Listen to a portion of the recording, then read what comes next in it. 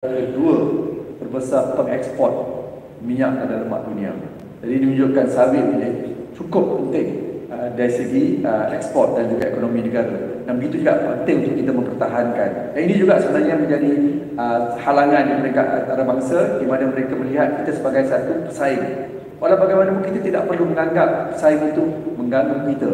Apa yang penting, apa yang kita lakukan seperti hari ini, kita memperluaskan penggunaan minyak sawit kita kepada bukan makanan, kepada alam penggunaan untuk industri, biodiesel, transformer oil dan sebagainya, di mana apa-apa berlaku pada minyak komoditi, minyak makanan kita ada pasaran baru yang memerlukan minyak sawit kita, yang mana lebih mesra alam dan juga lebih bernilai tinggi.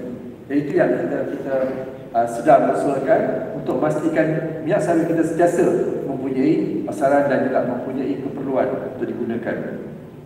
Sebelum saya mengakhiri ucapan, saya ingin merakamkan dan sudi berkongsi visi dalam mengkomersialkan dan memasarkan produk teknologi hijau berasaskan sawit.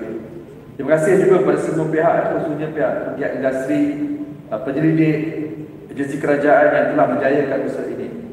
Dengan termeterainya perjanjian ini, saya yakin insyaAllah kita berada dalam rasa yang tepat untuk merajui inovasi hijau dan memacu masa depan industri sawit Malaysia yang lebih mampan dan kompetitif di pesada dunia. Saya juga mengambil kesempatan ini juga mengucapkan selamat menyambut Hari Raya Aidilfitri kepada semua yang merayakannya. Sekian, terima kasih.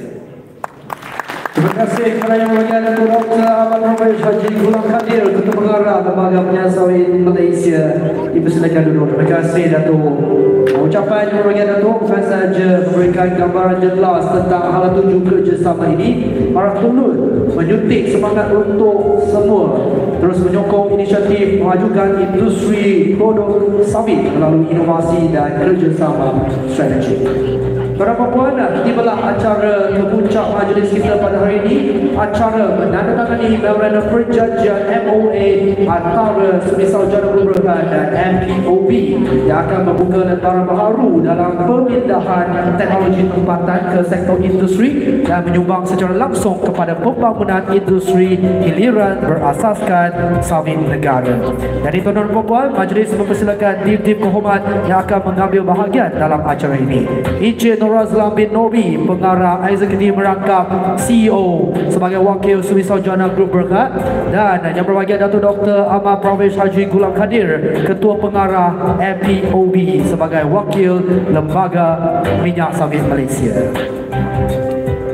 Dijemput ke pentas juga saksi bagi acara Jana Group Berhad, Encik Ramli bin Muhammad, Pengarah Eksekutif Merangkap Ketua Pegawai Operasi Semisal Jana Group Berhad, dan Yang Berusaha Dr. Ramli Muslim, Timbalan Ketua Pengarah R&D MPOB.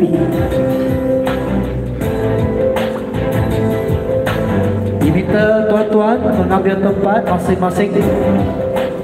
Dan sebelum kita meneruskan dengan sesi menandatangani dokumen, kita jalankan dulu sesi penggambaran sebelum penandatanganan.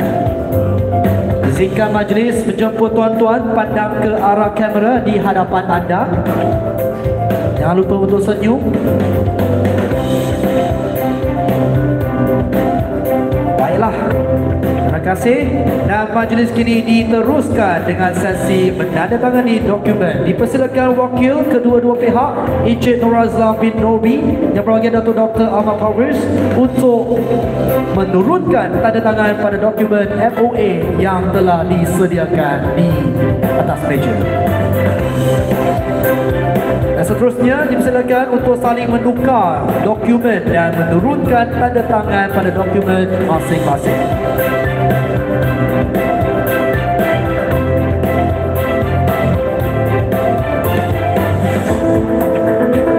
Satu lagi tanda tangan. Dan itu dia, selesai pun sudah sesi penandatangan ini. Terima kasih datang yang diucapkan kepada Semisal Jana Group Berhad dan lembaga kedua wakil penandatanganan untuk berdiri dan berjabat tangan. Dijemput Encik Razlan bin Nobi dan yang berbahagia Datuk Dr. Ahmad Prof. dan saksi masing-masing untuk tampil sedikit ke hadapan. Dan sekali lagi kita ambil gambar bersama-sama sebagai simbol